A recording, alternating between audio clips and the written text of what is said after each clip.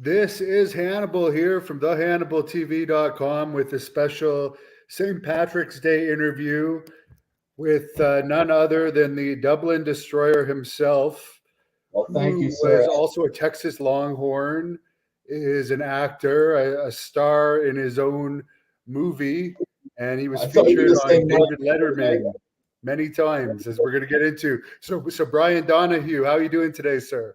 I'm doing very well. Thank you so much, Hannibal. It's a pleasure to be with you, and happy St. Patrick's Day to everyone out there. And well, it's really an honor to be here, and I really feel very lucky, the luck of the Irish to have been contacted by you and your group, and been watching your shows for quite a while, and love your format and love your realism and the way that you get the real information out there, and the way that you present is phenomenal. So yeah, I'm very happy to be here. Thank you, sir. No problem. It's a pleasure to have you on. And I heard you say on another podcast, someone from Ottawa actually designed your ring gear once. Well, And no, I'm from actually, Ottawa, so that's an interesting yes, story. oh, absolutely. No, what? No, that actually was where the Dublin Destroyer was first announced in show for the first time. But actually, the gentleman that designed the jacket for me was out of Long Island, New York, Hempstead, and he was a tailor. And he put together this jacket for me, and he said, "What kind of name, are you looking at?" My wife and I had come up with the Dublin Destroyer. And that night in Ottawa against Bret Hart is, ladies and gentlemen, currently in the ring, the Dublin Destroyer. And that's what we went. We ran with it. So, yeah, at Ottawa, what a great place. We used to go to Canada quite a bit back in the day, quite a few tours through there, and it was wonderful. But, yeah, Ottawa was a great city. Yeah, they used to do tapings here more as well as Cornwall, where they don't even go anymore. That's And I'm it. sure you wrestled there too. It's about an hour Yes, away. absolutely. We did Ottawa, Hamilton, and Cornwall, the three of them together as a group. Yeah, absolutely. Yeah, man. What was Bret Hart like to be in there with? Let me tell you, he was phenomenal. And you know what? I'll start by saying him and Owen, I got along very well with them. Consummate gentlemen, and they were very willing, with all the years they had and all the expertise and all the finesse that they had. And I know that you yourself, you had trained in the dungeon with Stu Hart and Brett and Owen and the crew, and so you know how they are, and you know that they are 100% disciplined, but at the same time cordial and kind of heart, and willing to extend their abilities and their knowledge onto maybe a younger, or I wasn't young, but I was uh, green in the business at that point. But Brett, though, you get in there, and it's just you're in there with wrestling royalty, and the same with Owen, and yeah, so it was phenomenal, and I appreciated both of them. Yes, sir. Now, on those in those days, the wrestlers wrestled multiple times a night. I remember being at a taping where Brett wrestled Shawn Michaels and Savage wrestled Flair and Warrior wrestled Shango. I think it may have been that night where you had that match. Would you have multiple matches too as enhancement talent? Brother, let me tell you, there were times where I would be out and I would be getting that crowd going, and these people wanted to lynch me in some of these places. And then I'd come back through the curtain, and they said something happened with another guy, whatever. I don't know what his deal was, but they go, "We need you back out." And I said, "You need me back out?" Now it would be broadcast a different weekend, down the road from the one I just did, the match I just had. But the crowd though was the same crowd, and so I'd get them ready to kill me, and all of a sudden I come walking back out, ladies and gentlemen, currently making his way to the ring, the Dublin Destroyer. Oh Jesus! They wanted to grab me, but they started as soon as they saw that green jacket come through that curtain. I got pelted with sodas and sausage and pepper sandwiches and nachos, and Oh yeah. So yeah, but yeah, multiple times. That was the norm back then. I mean, that was just how it was done. And but yeah, I mean, they actually one time put me. I believe they wrote it out that they had me out there in the same hour, and someone just didn't realize it or whatever. But they just edit. They move things around. But yeah, but that was the deal. And you know what? We loved it. We did what we did. But yes, sir. Yeah, things have changed because obviously they don't do that anymore. And bringing an American to Canada, they would probably just use local Canadians because I imagine they probably didn't get your work visa either. You know what's funny because Mario Tedesco, he's from way back, but Mario Mario Mancini.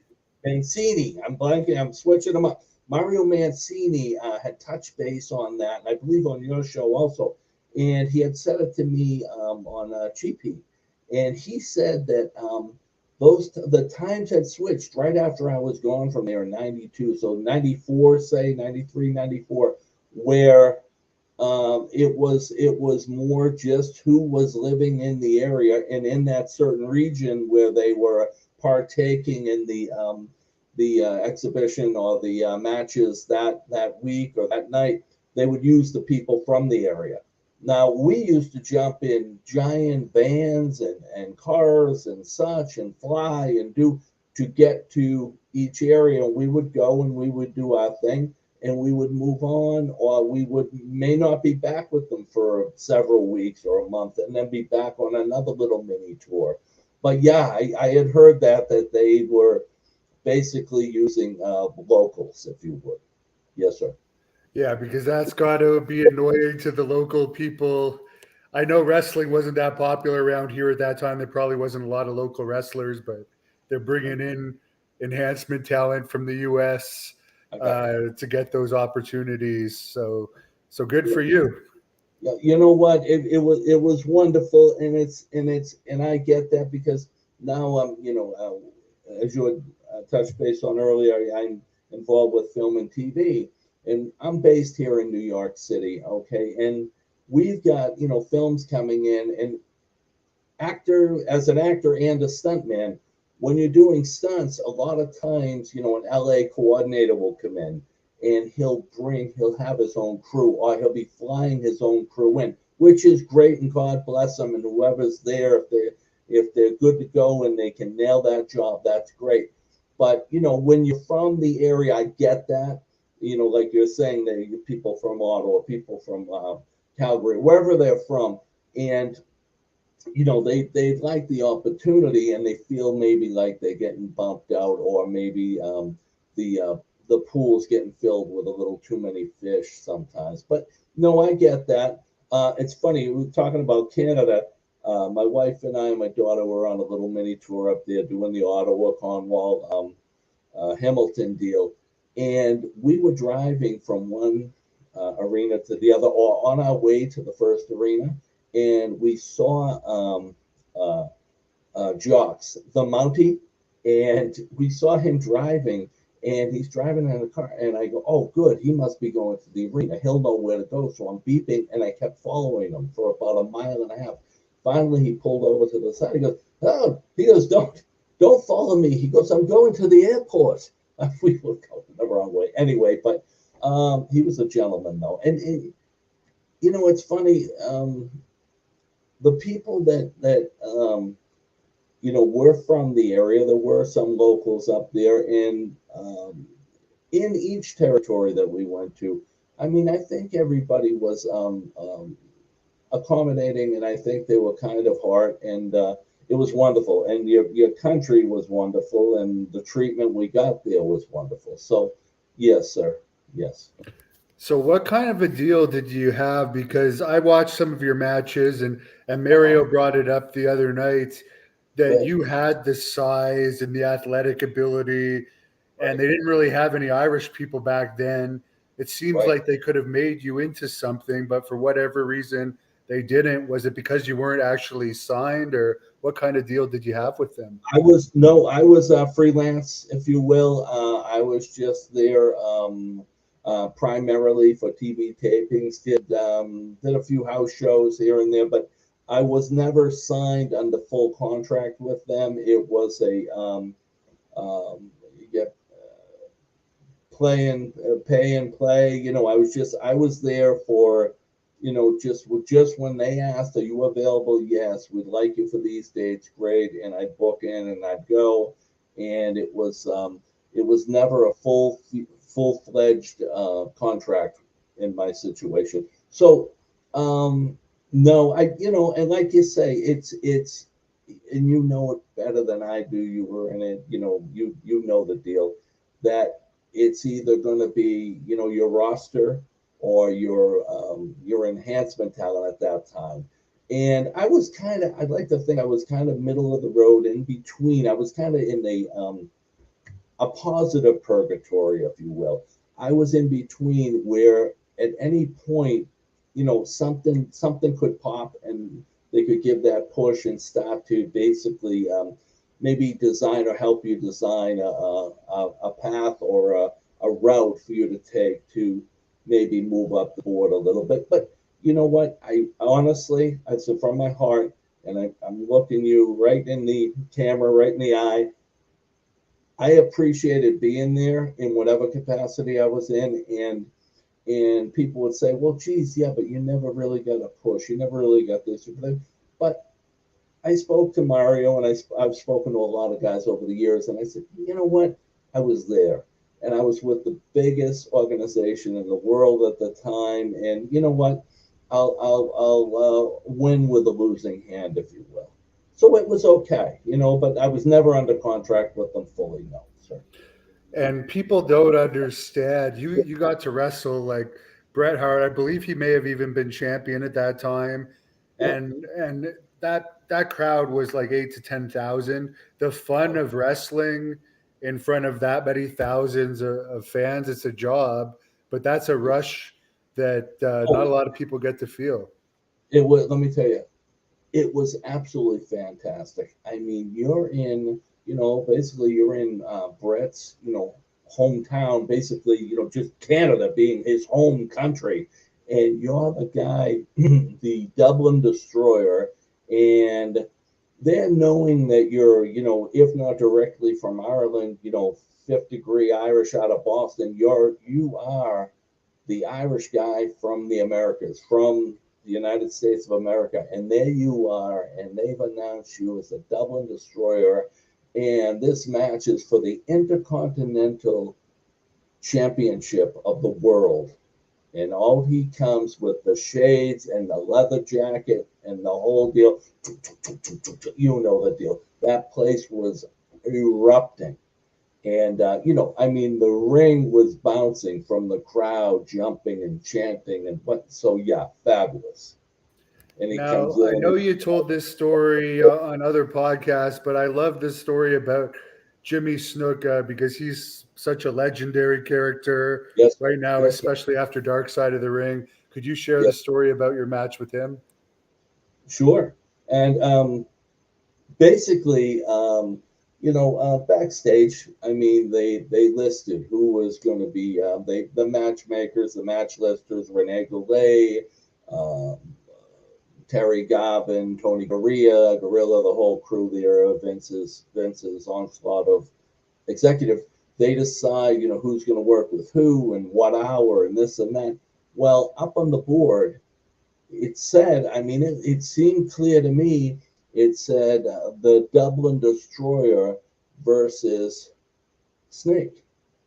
So I said, okay, Jake the Snake, great. Well, you speak to Jake a little bit, you see him, and we're gonna be wrestling tonight. We're gonna be working tonight. Okay, great. Now we're in the first hour, and we're the third match up, and so now they're on the first match, the whole introduction, the whole thing.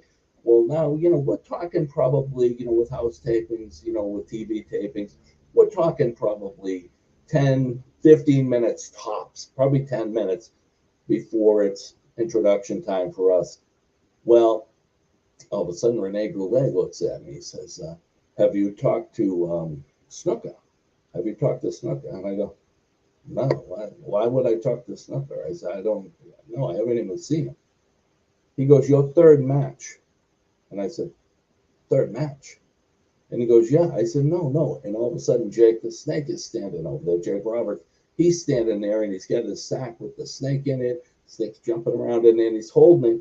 And he looks at me and all of a sudden I said, Jake, no. I said, I'm with Snooker. That's what I'm talking about, right? And he was another good guy. What are you talking about? He goes, I got the snake ready right here. It's ready to perform. It's ready to go. Like the snake was going to be insulted or pissed off. I don't know. But anyway, now I've got to go find Snooker. Well, I rushed down. I'm like, has anyone seen Jimmy Snooker? Jimmy Snooker. I've never even spoken to the man. Never even seen him yet live. Well, now they say he's in the locker room and it's down around the concourse. And it was one of those old hockey locker rooms, all smelly and beat up. Like it was basically being used as a storage unit or something. It wasn't even a locker room anymore. And they go, he's down there about 5 doors down. Well, I'm running through this arena. I'm running. And time is ticking away in my head. I run down there. I walk in. I see the door. I see a light. I go, must be here. I crack the door and I look. In the light from the bathroom, this gentleman was sitting on a folding chair with his back to me, and he's all the way across the room. And the light from the bathroom was reflecting off his back, and I could see the beads, and I could see the jacket, the whole thing with the print and the whole thing. And I go, Mr. Snooker. Yes.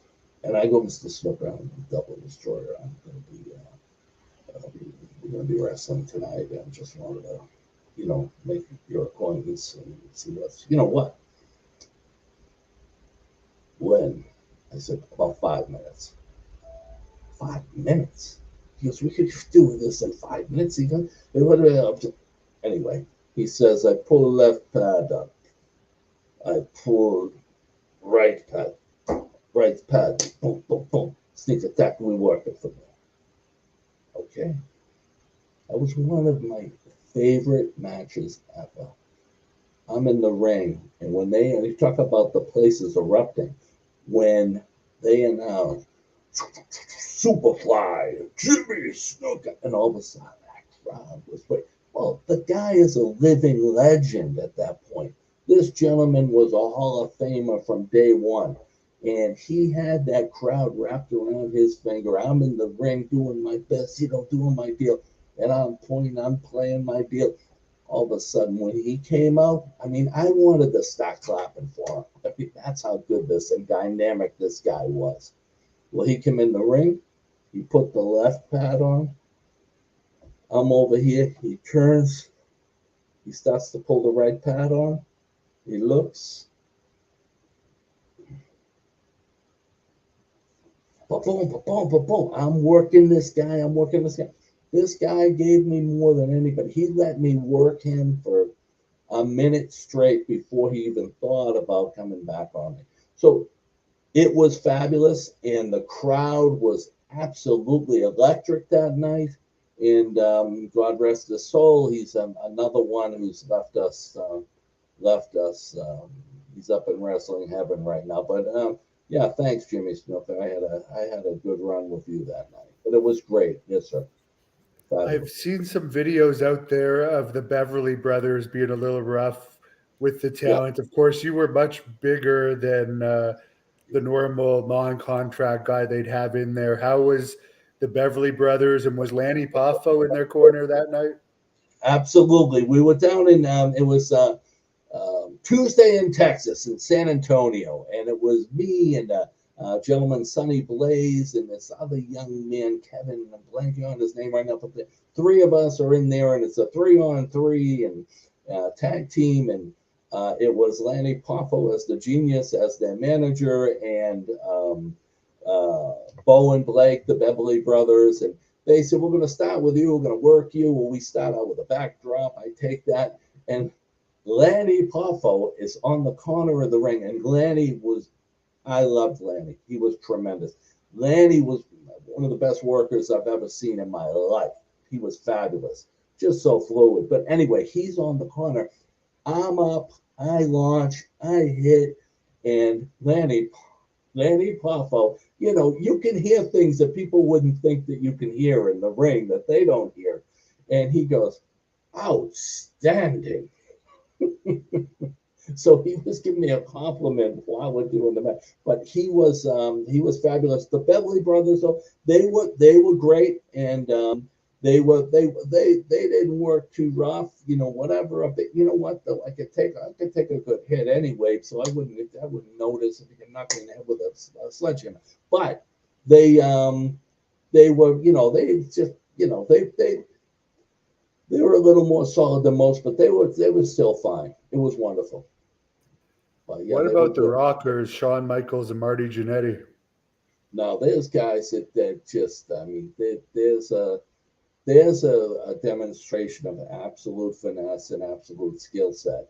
Marty Jannetty, tremendous. You're in there with him, and I mean, he's reversing things. I mean, I don't even know I was reversing him. I mean, he was making moves that, just that they knew they had some experience like that where they would, not that I got caught because I was good to go with anything, but the two of them were they were a pleasure to work with because you know what? Again, the crowd was going crazy, and they were the rockers, and just the colors and the flare and the lights hitting their outfits and the thing. It was just absolute fireworks in there, but they were great. They were good. Yeah, man.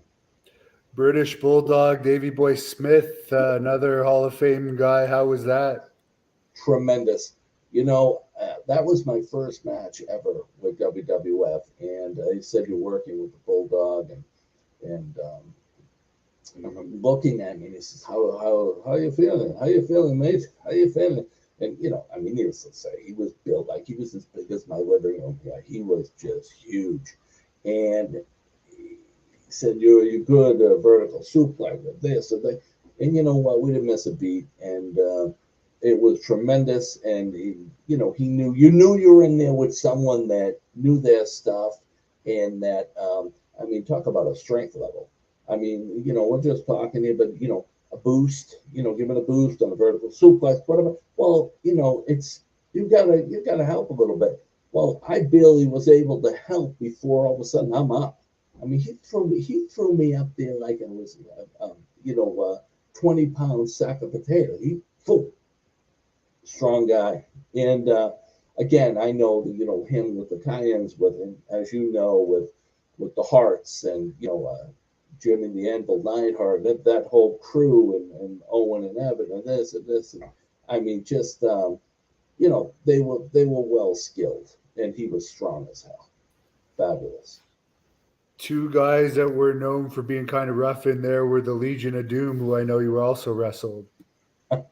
Legion of Doom, absolutely. Uh, Animal and Hawk, they were tremendous again, and I'm not trying to suck up to everyone. God forbid they're all gone now. But so I could say whatever I wanted if I wanted to say something bad, but I can't. They were fabulous. I did the. Someone had to take the Doomsday device. All right, to knock off the top of the shoulders, off of Animal's shoulders. Hawkins off the top rope and clothesline and do a complete backflip, boom, and pancake out. Well, that night and we were in Ottawa again, up in Canada. I decided I was going to help a little bit, and you know what? They had said to me, "Just let us direct it. We got it. We got it. We're gonna line you up. We're gonna boom, and he's gonna catch you. He's gonna barely touch you. So basically, I'm just think of not this, but think of the legs and just getting flipped over. Will be good." Well, I decided I was gonna try to jerk it and try to help. Well, when I did, it got a little off kilter, and I ended up coming down. And thank goodness that there was a little give in the canvas, a very little give. My head hit first, but I was 5 feet back this way, maybe 6 or 7 feet this way behind me. And because I tried to adjust, and my head hit, and my head actually on the tapes, you can see it disappeared. I mean, it went under me all the way. The back of my neck popped, and I knew I was sort of. I lay back on the canvas, and I'm laying there, and all of a sudden, I couldn't feel. I was numb. I was completely numb. I couldn't feel a damn thing. And I'm laying there, and it was like it got completely quiet in the arena. And that was a packed house. Like you said, 10,000 people, packed house. I'm laying there. And Joey Morello was a referee. And he comes over and he's looking. And I see him looking down. He's looking. He's looking. I was trying to talk to him. And I said, all of a sudden I started feeling a burn. I started feeling like things were coming back a little bit. And then you'll see me lean over and start to, I looked like a dog that got hit by a car and or a newborn calf or something just getting their legs. I was trying to negotiate where was the surface of the canvas and where was the sky. I was trying to function. Basically, I had popped my neck and, maybe the nerves got a little wrenched or whatever, but I definitely caught a concussion on that one too from the whip. But they were very concerned. And it's funny because people say, yeah, they see them looking and they're looking down while they're holding up their belts, doing their fanfare. But you know what? I'll be honest with you from the conversations we had after, but it wasn't as much that, oh, geez, a guy got busted up in a match that we were kind of spearheading, but it was more genuine concern because they were that respectful. And, kudos to them. And I told them that I get back through the curtain and you could have heard a pin drop and everybody's looking, Vince. They're all staring at me, like waiting to see what I'm going to say. And I looked at Legion of Doom and they were standing there kind of just, waiting to see what I'd say too. And I said, gentlemen, I'm sorry. I tried to adjust. I should have listened to you and just taken the hit, taken the ride. But I tried to overdo it. And, but we're all good. And yeah, but they were great. And actually ran into Hawk when I was working with Hulk Hogan down in Florida. And he was, they were friendly and he was down there. And that was 1994. That's the last time I saw him. But yeah, good salt of the earth, real deal, real men, real men. Now I know that obviously they have multiple medical doctors and they've had that for about 20 years or so. I'm gonna guess they may have had someone on site back then, but what was the medical treatment like backstage? Did you have someone look you over You, after, or you, was it just like hope you're okay, see you tomorrow? you know what? Being honest, I don't really. I know they do have people there, and I think a lot of times back then it was people from each facility.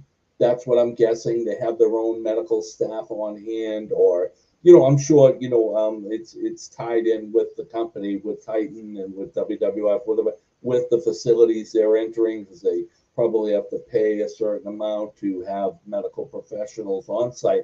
But no, you know what though? I wouldn't really know that night because I kind of downplayed the heck out of it because I didn't want to be that guy that got hurt or got twisted, and I didn't realize. But you know what? I give him in his with respect to Terry Garvin. He called the room that night and he said, "Listen, well, you're working again tomorrow and this and that." He goes, "But if you need the time, don't worry. We're going to take care of you. We're going to pay you. We're going to be, but just want to make sure you're all right. If you need to go to the doctor, if you need to go to the hospital, if you feel that you need to get it checked out further, we got no problem with that." And I just I didn't. I think I was in the next, yeah, no, I know. I was in the next night and I was stiff as heck, but it was busted up pretty good.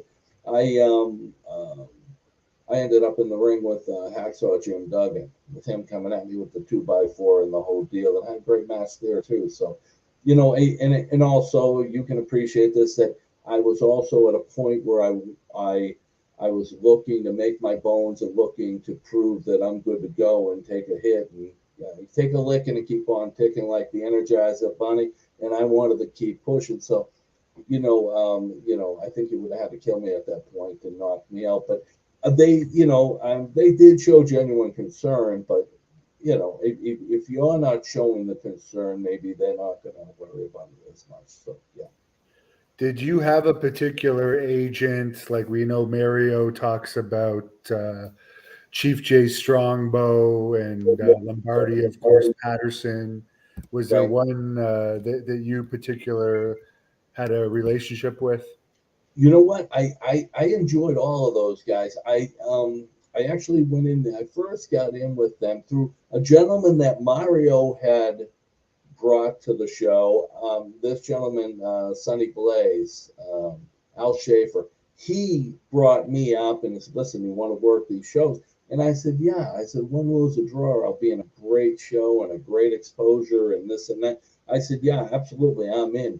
And he brought me in through Terry Garvin, and Terry was always a gentleman to me. And then I had the pleasure of getting to know Patterson and Garvin and Rene Goulet, Tony Gorilla, that whole crew. But yeah, I really used to have some great talks with Arnold Skolin.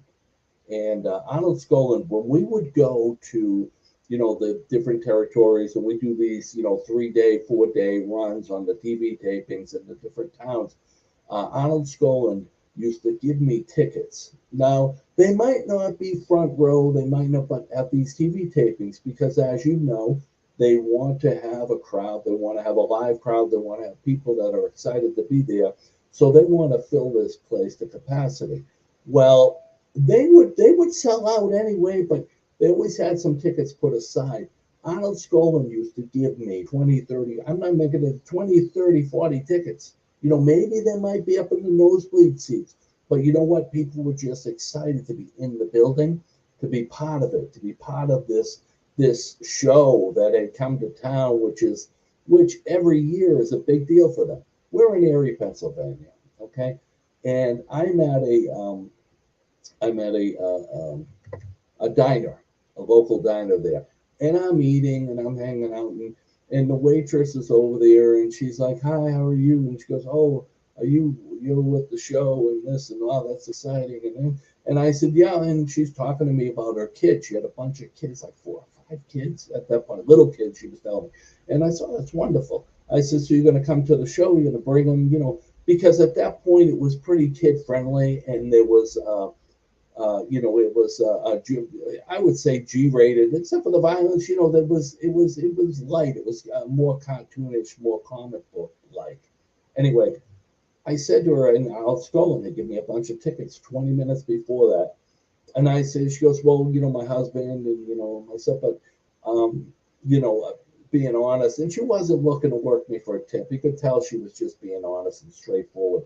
She said, "Listen, I've got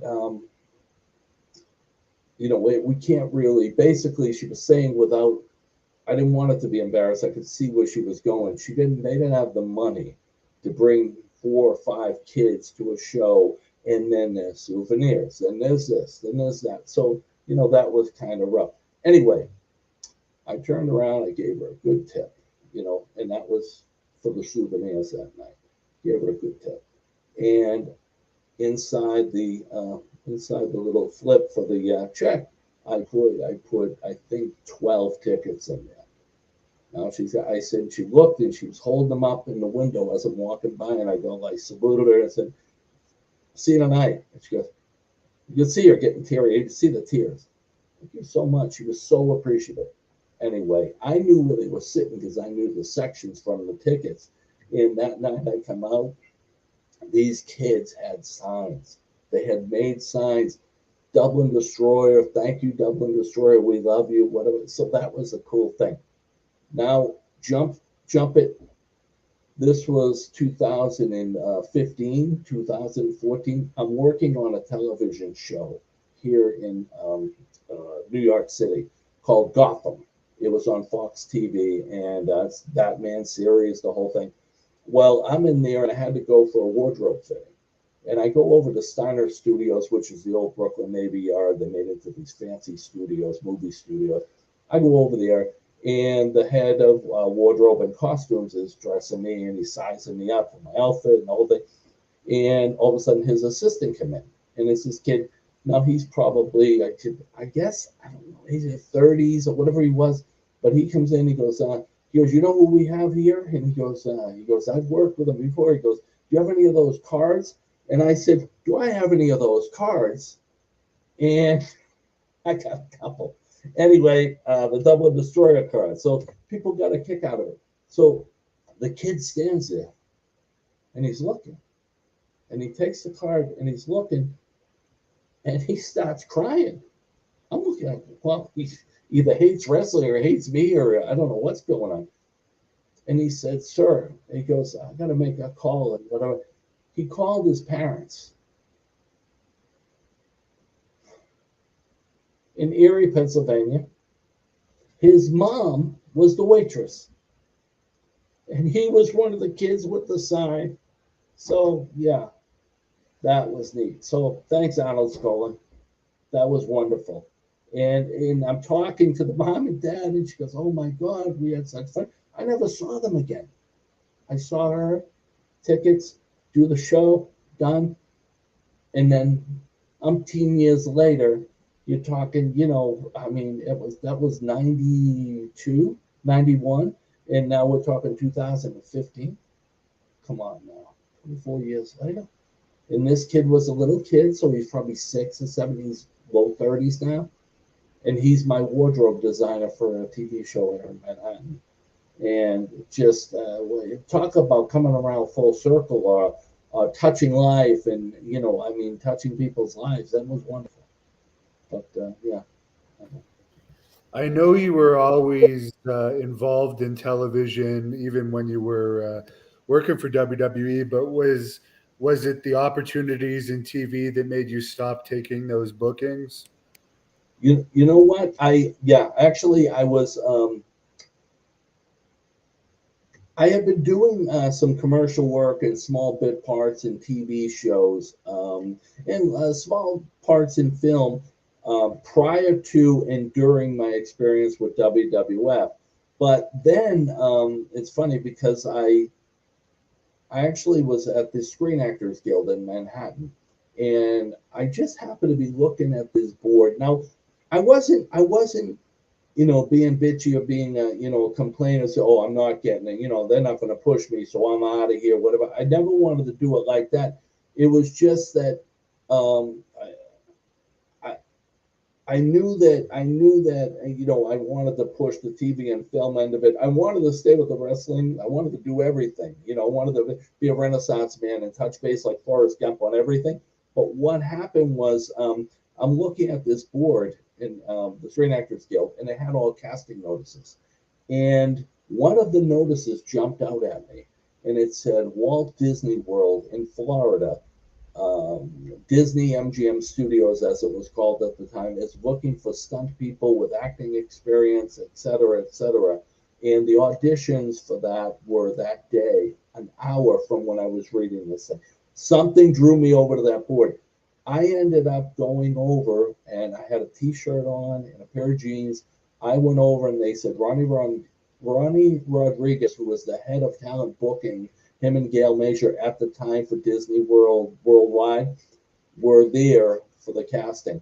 And they basically had me read some lines, and then they said there's going to be a fight and you're going to be falling. Well, I'm on a rehearsal studio, a dance studio on Broadway, at 928 Broadway, the Wine Center. I go in there, it's a wooden floor, it's a dance studio. I'm taking falls. Well, we had done that for years. It was nothing to take a bump. So I'm taking falls that they've never seen in their auditions.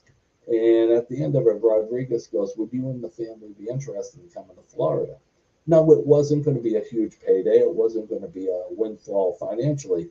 But again, the experience and the, good for the family, and maybe good to stop progressing in that realm of TV and film might be a good thing.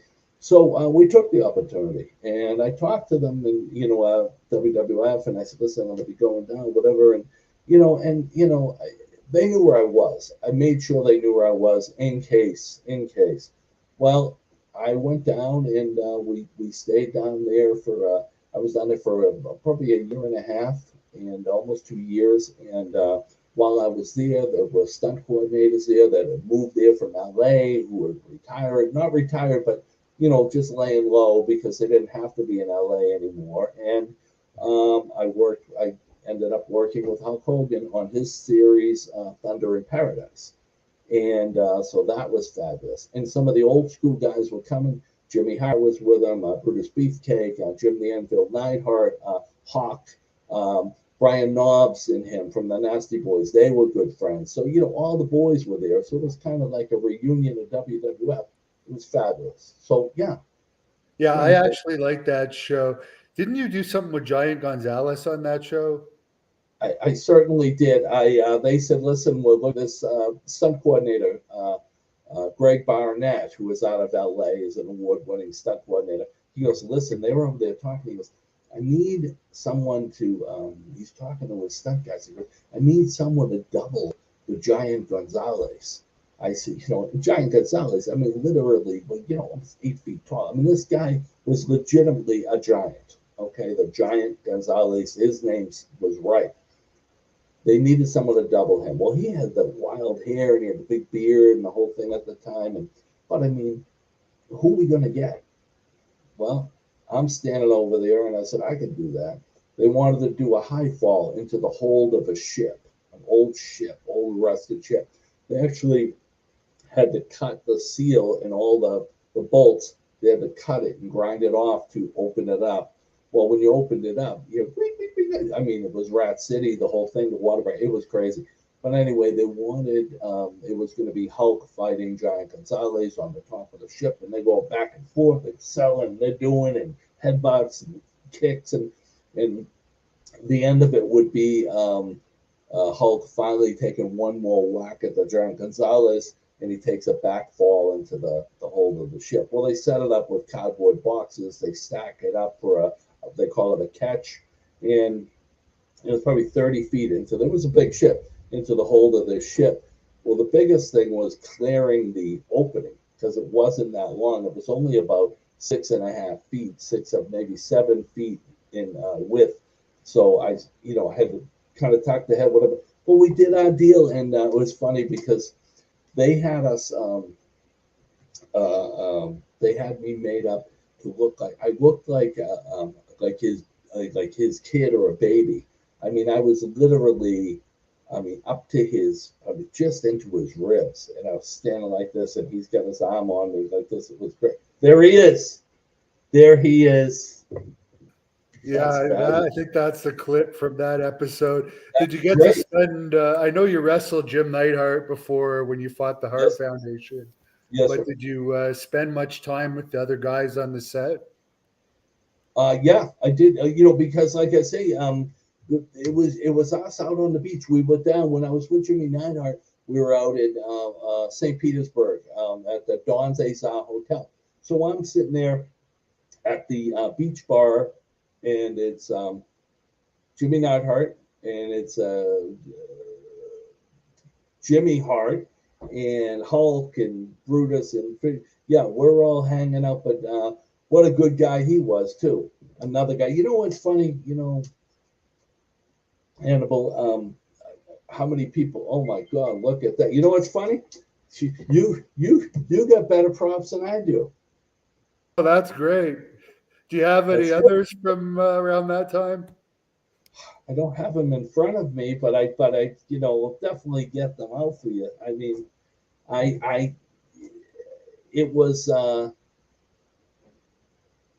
the show was absolutely fantastic. Thunder in Paradise. It's funny you said you liked the show, and it was. I was a thought, kid, but I loved it.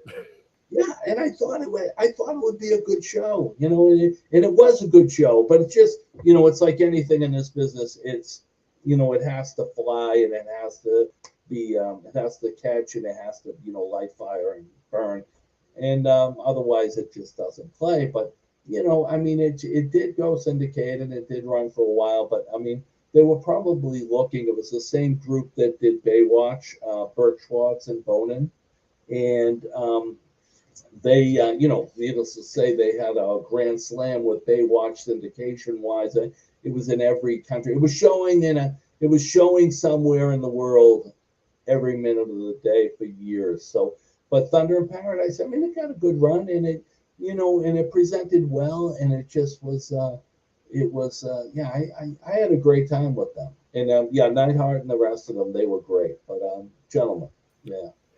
Now, fans of David Letterman would know you. I actually went and watched the compilation somebody made Oh, of God. all the times you beat up The I see it on announcer. the Yeah, how did Alan, that come about? Alan Coulter. Alan Coulter was absolutely one of the greatest television announcers in the business. I mean, this guy was a rock star. He goes back to you know you know years and years and years. He was doing the talk shows and the $100,000 pyramids and this and all the game shows and different talk shows. And anyway, they brought me in originally. All right, I'm with a gentleman named Don Hewitt Sr. He's a stuntman. His family, the Hewitts, are synonymous with top action stunts and acting here in New York and abroad. Anyway, Don Hewitt Sr. is sitting in a car. I was doing a movie called Coyote Ugly, and I was stunt doubling John Goodman, which I've done several times over the years. But I'm stunt doubling him, and when we broke the lunch, they said, "Well, we're out on the Rockaway Beach over in Queens, so we're over there, and we're gonna have lunch." But they said we're just gonna bring lunch here, and we're gonna sit in the cars because we're doing a car scene, and we're out on the main road. Instead of breaking and everyone disappearing, and we can't find everyone, we're gonna stay here and bring the food to you, and you can just relax. And the beach is there. You can sit in the cars, put on the air conditioning because it was hot as hell. And I'm sitting on the hood of a car eating a sandwich, and Don Hewitt, who I had worked with on a film called Dead Presidents years before, he said, "Listen," he goes, "why don't you come in here? I got the air conditioner on." I said, "Oh, wonderful. Thank you, sir. Appreciate that. Guy's a legend in the stunt business." I sit down and we're talking and we're gabbing. Well, I can chat. And I see I go on these tangents. We're talking back and forth. And he looks at me and he goes, "Have you ever worked on the Letterman show, David Letterman show?" I go, "No, sir, I have not." I said, "But I love it. I mean, I've been watching it since I was a kid, up in Boston, the whole thing." I said, "They're fabulous and dropping the watermelons off the buildings and doing these crazy, stunts and skits." I said, "It's a great show." He goes, "Well, I'm going to submit you for something." He goes, "How are you with stair falls, falling down stairs?" I said, "Good. I'm good to go." So, whatever you need to do. He goes, "The thing, the catch is here," he had approached a couple of the other stunt guys, I guess that week. And he said that Dave may want to interview you, or there's going to be some discussion back and forth, and it might be, just on the go. Boom, boom. You got to be quick, right? Well, that kind of made a few of these guys shy from it a little bit. And I said, "No, I'm good. He could throw anything he wants at me." I said, "I'm from Boston." I said, "I got the gift of gab. I'm Irish." I said, "I'm good to go. Let's do this." Anyway, about 3 days later, I didn't think anything of it. I actually was forgot almost about it. All of a sudden, I get a call. "Hi, Brian. This is Joe Lederman. I'm one of the producers, the segment producers for the writers, and we want to bring you in this week." Okay, that's fine. It was September 15th, 1999, a day that will live on in infamy. I show up, they get me ready. They said, "Here's the deal. We're going to have you do this, and you're going to, Dave's going to come to you and he's going to talk to you, but it was going to be a goof. It was going to be they were going to make it a goof, a comedy bit." I said, "Okay, whatever he's going to do. I don't know." And so I'm there, and they said, "We're going to, maybe put a helmet on you, put these pads on you. You really all wrapped up. And then you go to do the, as we're talking, we'll keep adding pads so it looks like, well, anyone can do it. And then we're just going to have you fall and get stuck on the first step." And Dave's going to go, "Well, that was a lot of buildup for nothing. Paul, what do you think?" "Oh, geez, Dave, that was terrible." They're going to mock it.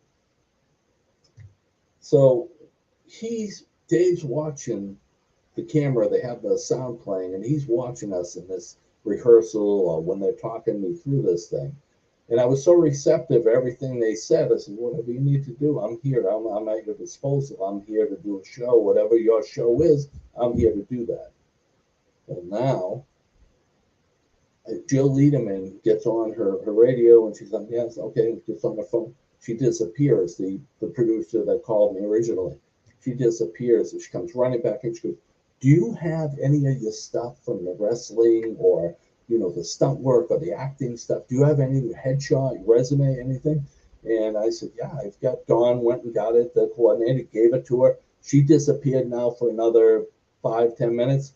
All of a sudden, now we're about a half hour or 40 minutes away from the show. And she turns and she comes back and she goes, yeah, check, yeah, copy that, we're good, yeah, okay. And she's whispering to the camera guy, she's talking to the director, uh, she's talking to the producers, everyone else, and Jerry Foley, the director. And she says, okay, here's the deal. Dave said, this is not a joke anymore.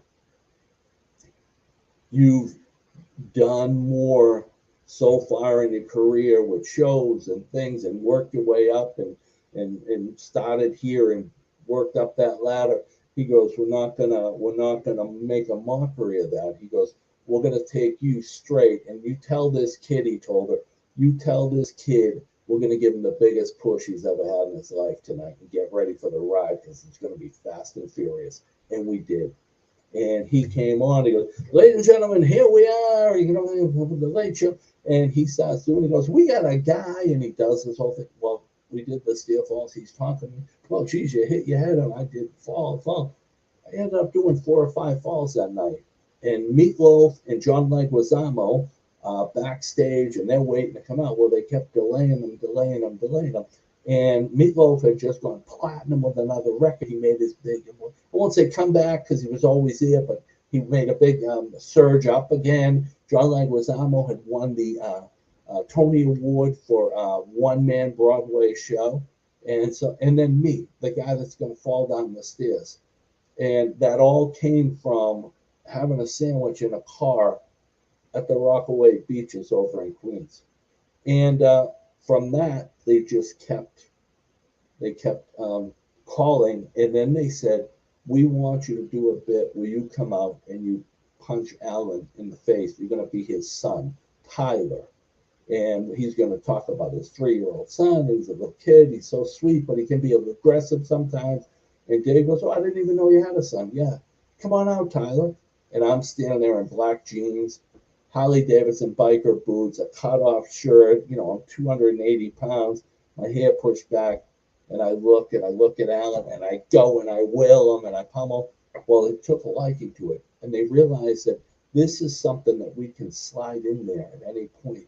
And I could be filler. I could be someone that's a great sight gag for a show like his, and I was there for 16 years.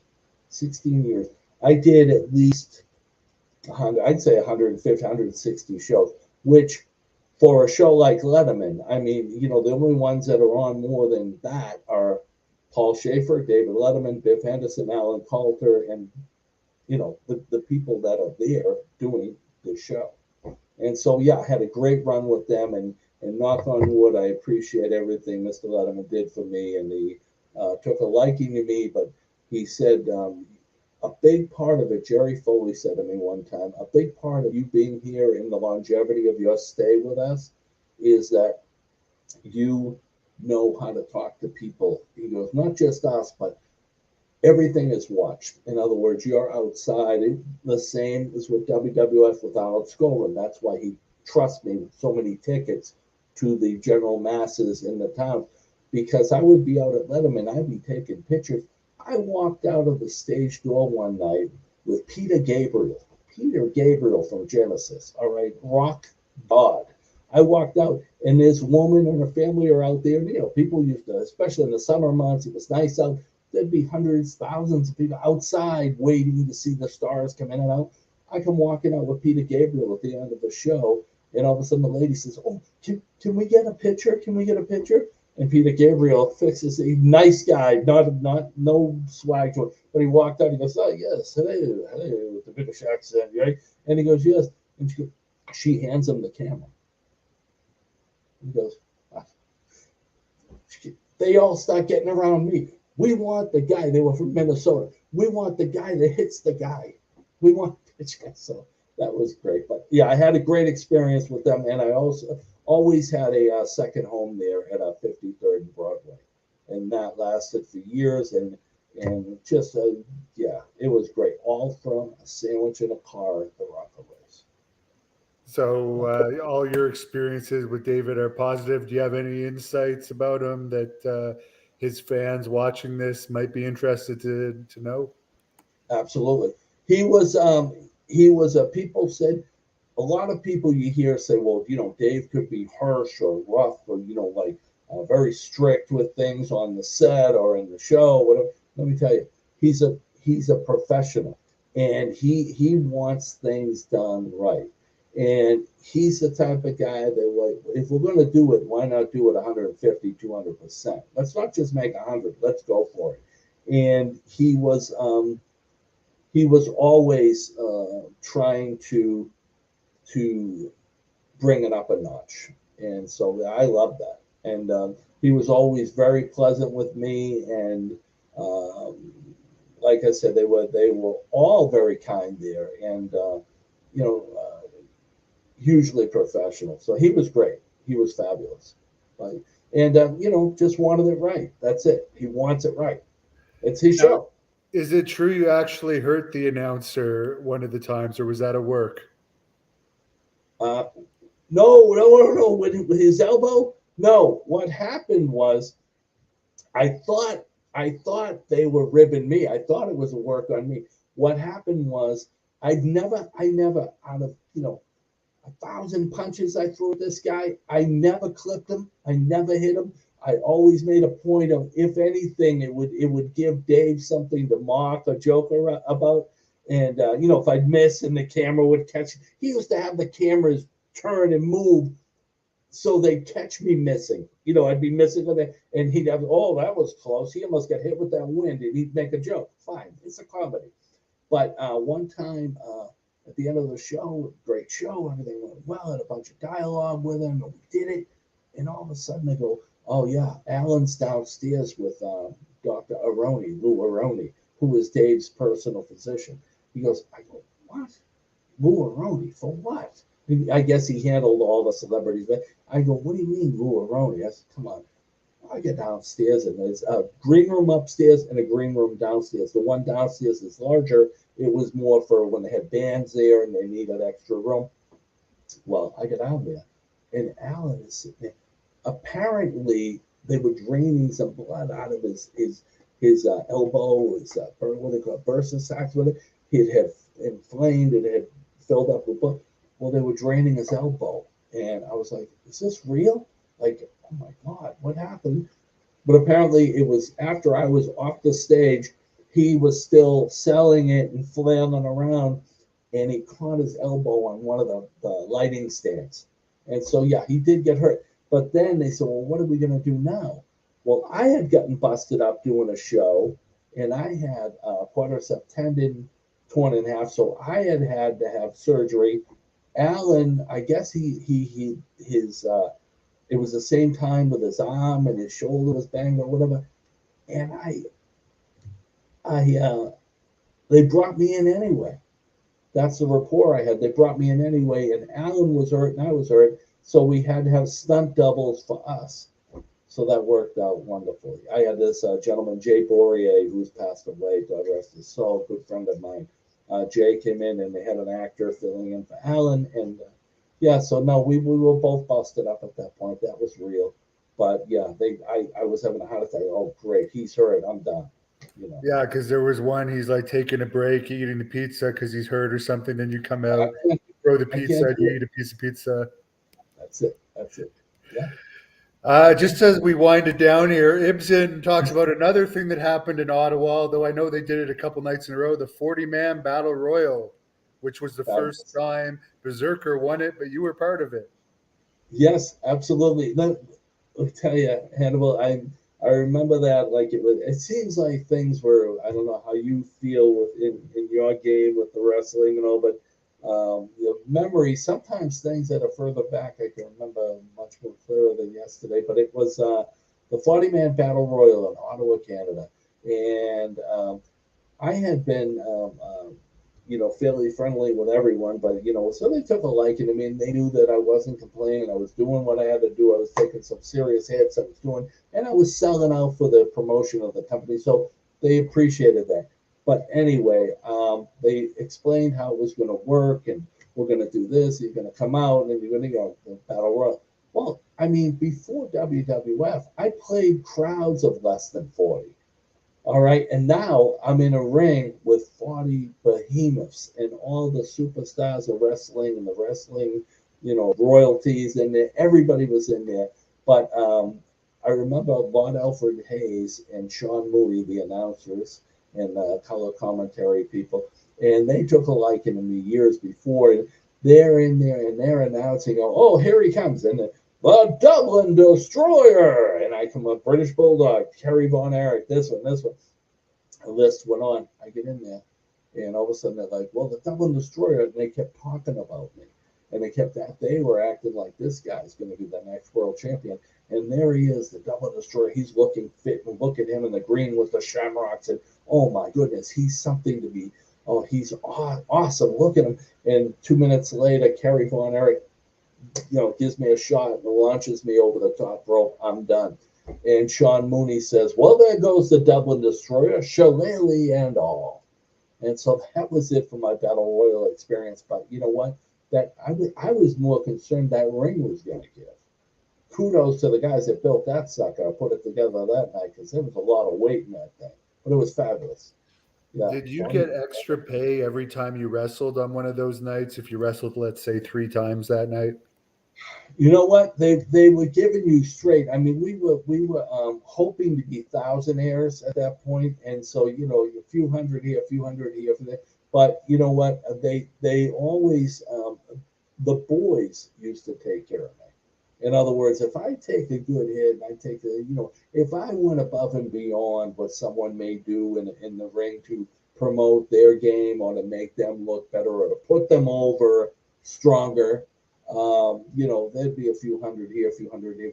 So, as far as the nights go, now, like I say, they weren't. You could have been in there 50 times. I think it was the same deal, and that was it. But we still, we did what we did, and and at that point, you're excited to be involved, and you're excited to perform, and someone's giving you that opportunity and that chance to show your goods. And again, with me, I was not that I was using them for anything or using the acting for that, but I was parlaying things. I was layering. I was making a cake, and it was all a past body of work. And I was progressing at a pretty steady rate, and I just kept going. And so for me, I didn't care if I had to go in there every night, because I was involved in a strong deal, and I got it. I knew it. I knew my place when I walked in that place. But I believe they also put that battle royal on a video cassette. It may have only been for a video cassette too, so that would have had good views over the years. Yeah. It's a Rampage '92, right? Yeah. Rampage '92. I actually, the way I saw that is on IMDb, the Internet Movie Database, which lists acting credits and such, and theater and all this stuff, TV. It popped up one time. I was like, "What is that?" I didn't submit that. I don't even know what that is. And it was a picture of the Ultimate over here. The little block was a picture of the Ultimate Warrior. I go, and then I read the description, the 40-man battle, first time ever 40-man battle royal. I said, okay, that's great. So there he is. That's him. The Ultimate Warrior, Jimmy Hellwig. Yeah. Wow. People love hearing about him on this channel. Do you have any tales about him? Yep, I sure do, and you're gonna like it. we were. I'm gonna say Cornwall, Canada. We're up there, and it was the first time I had seen Jimmy Hellwig, the Ultimate Warrior. All right, first time I had ever seen him, and he's standing there, and he's got a denim jacket on, and he's got all the design, the color. He had it all painted, whatever, with Ultimate Warrior and the whole thing. And he, babe, he would already have makeup on, whatever. And he's out there and with the hair down. He looked like a rock star. He looked like Bon Jovi, a rock star, but he was built like a brick shit house. He looked great. And he's over there, and he looks and kind of gives me away great. And I said, well, where's Jimmy Hill? Where's the Ultimate Warrior? He goes, hey, we'll chat later, dude. We'll chat. Nice meeting you. Great. He disappears. Everyone does their thing. And, behind the scenes, we're there for a few hours backstage or walking around. Everyone's coming in and out, whatever. And I go, "Where's Jimmy Hellwig?" I said, he's not in here, or not. And they go, "Oh no, he had his own room, different levels. He had his own suite or whatever, the own dressing room, whatever." Well, all of a sudden I went over there and I go, I see the door open. He's in there, and I go, "Hey, boss, again, in case I don't see you later," I said, "because you're, going to be early. I'm out, whatever. You're just doing a promo. I might not see you. It's a pleasure meeting you, and an honor." And he says, "Have some shrimp." I said, "Have some shrimp." He brought me in. He had a buffet. He had shrimp, like lobster tails and whatever. But certain things you don't forget when you're on the road. But well, they had a buffet, and I said, "Can I get my friends that I drove here from New York?" Yeah, so we're all in there eating Jimmy. He goes, "I don't need it anyway. They just do things." So it was perks that, like a rock star. There's perks that certain people had different things. That's what he had. I don't know. He didn't even need it, so we did. But yeah, Jimmy Hellwig, yeah. Yeah, I've heard that he's oftentimes let other people, usually lower card people, indulge on those for all the hater stories we have. But again, you guys aren't in competition with him. For the people that are, I can see how it's very competitive behind the scenes at the You top know side what? of it all. When you're first in there, when you first get in there, you look and you say, "Oh, geez, you know what?" Like, the guys kind of look at you. They're kind of like sizing you up, and this, especially me, a big dude, and this is pretty good shape. This, and I had my gimmick going. I had it all ready. I had it all ready, signed, sealed, and delivered, all with wrapped it in a bow. But I'm looking at that. They go, "What are you looking to do with this? What are you looking to?"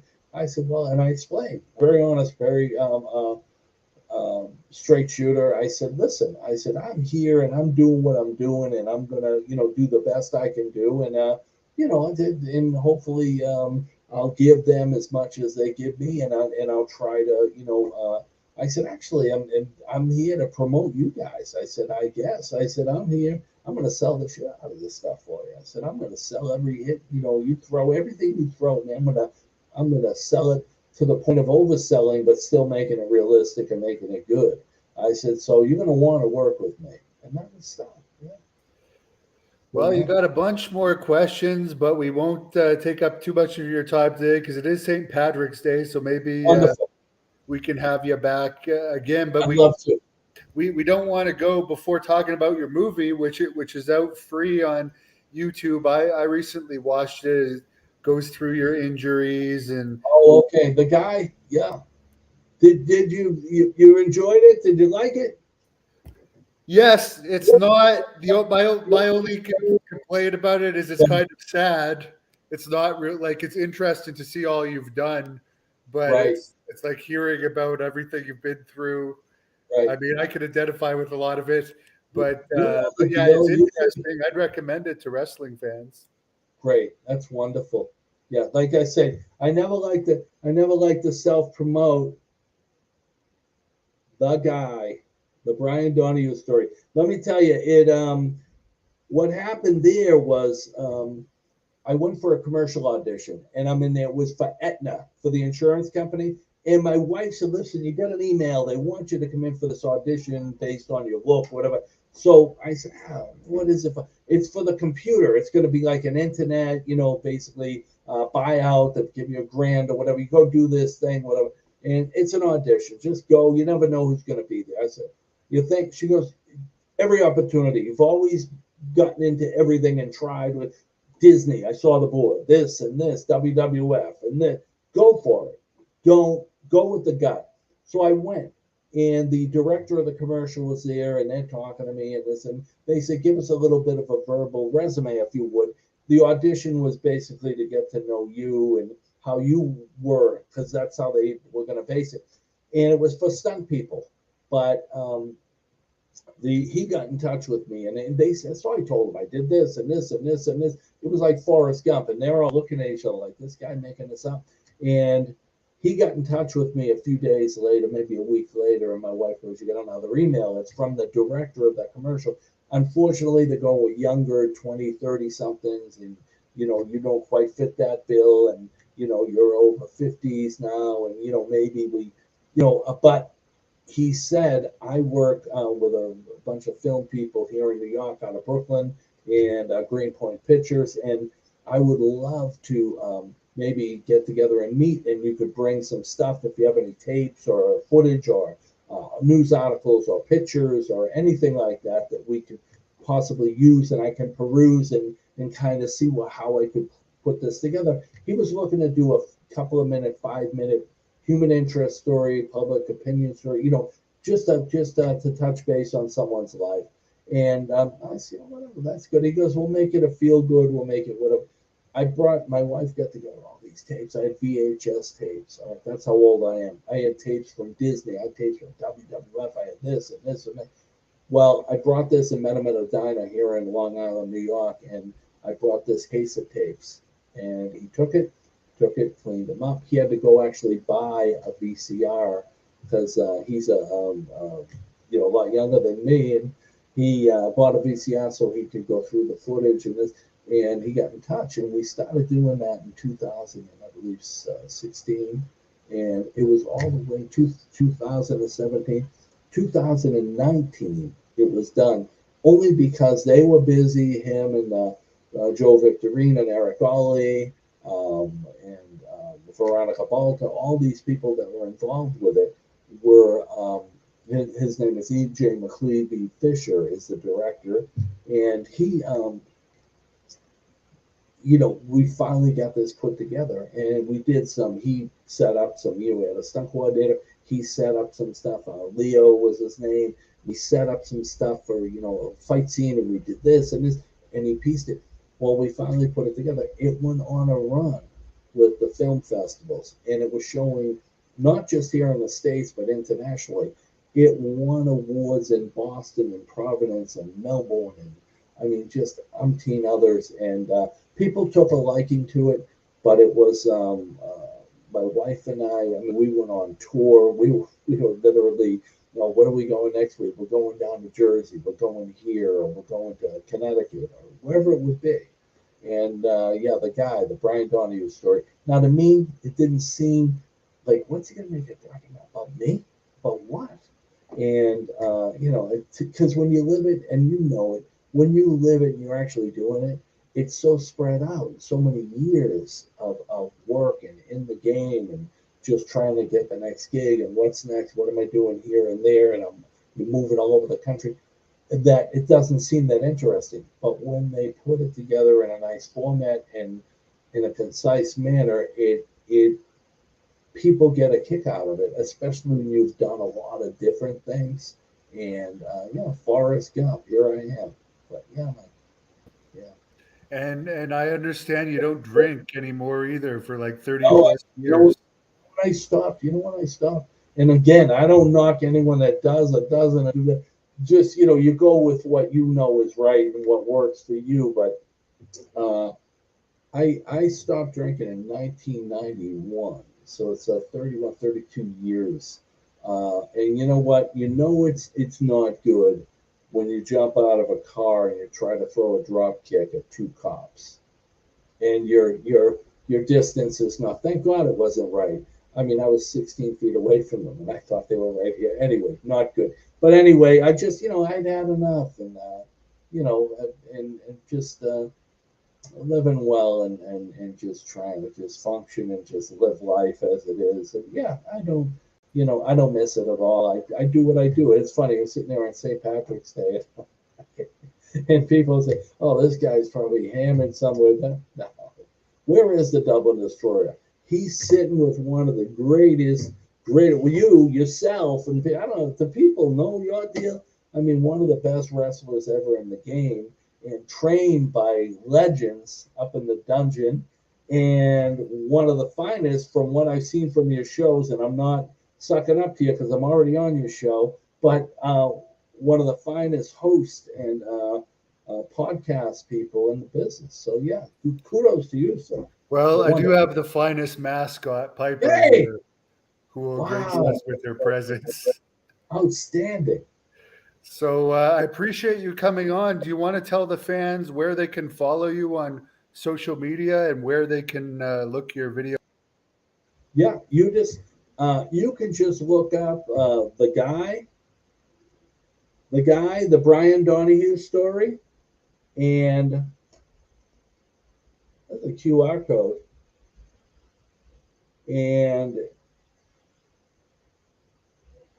my information is everywhere on the internet. I'm very transparent. So you look up Brian Donahue, and it will say Brian Donahue actor, Dublin the story. Look up any of these things, and there'll be a list of stuff that, all the credits and all these things, everything's on there, very visible. And yeah, That's great. Well, I have to agree with the fan here that said you should have been given a push in that's very WWE. I think thank if it you. had been a different time and they had been recruiting like they are today, you would have had a different opportunity. But you did great for David Letterman and this Yes. wonderful acting career. So I'll let you close this off with whatever you want to say to the fans. Okay, ladies and gentlemen, this is the Dublin Destroyer. It is St. Patrick's Day 2023. I'm still kicking, I'm still licking, I'm still nailing it. It is a pleasure and a wondrous experience for me to be with you on St. Patrick's Day. And the luck of the Irish, and may the wind always be at your back, and may the road always rise up to meet you. God bless you. Slang. Thank you for watching the Hannibal TV.